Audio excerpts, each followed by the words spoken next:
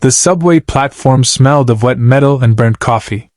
Leo sat on the bench, knees bouncing, the eviction notice folded so many times it felt like cloth in his pocket.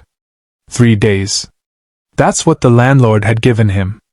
His guitar case lay open at his feet, empty except for a single quarter someone had tossed in out of pity. A little girl in a yellow raincoat stood a few yards away, staring at the tracks like they might swallow her whole. Her mother was turned, arguing into a phone, voice sharp enough to cut glass. The girl's hand clutched a balloon, red, heart-shaped, bobbing against the grimy ceiling. Then the string slipped. The balloon shot upward, caught in the draft of an incoming train. The girl's face crumpled. Not a tantrum, just a quiet, devastating collapse, like someone had unplugged her. Leo didn't hesitate. He lunged, guitar case clattering, and jumped onto the bench. The balloon was drifting toward the tunnel. He stretched, fingers brushing latex, and snagged the string just as the train roared in. Wind whipped his jacket, the platform blurred. He landed hard on his knees, balloon safe in his fist. The girl ran to him, raincoat flapping like wings. Her mother followed, phone forgotten. "You could have been killed," she snapped, but her eyes were wet. Leo handed the balloon over. The girl hugged his leg, face buried in his jeans. "It's my birthday," she whispered. "I'm 6. He swallowed the lump in his throat. "Happy birthday, kid." The mother fumbled in her purse, pulled out a crumpled 10. "For the scare." "Please." Leo shook his head. "Buy her cake." They boarded the train. The doors closed. Leo sat back down, guitar case still open, quarter gleaming like a tiny moon. 2 stops later, an old man in a paint-splattered jacket got on. He carried a canvas bag that clinked with glass.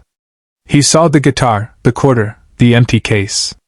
Without a word, he reached into his bag and pulled out a jar of honey, golden, thick, the label handwritten, from bees who know better. "For the music you didn't play today," the man said.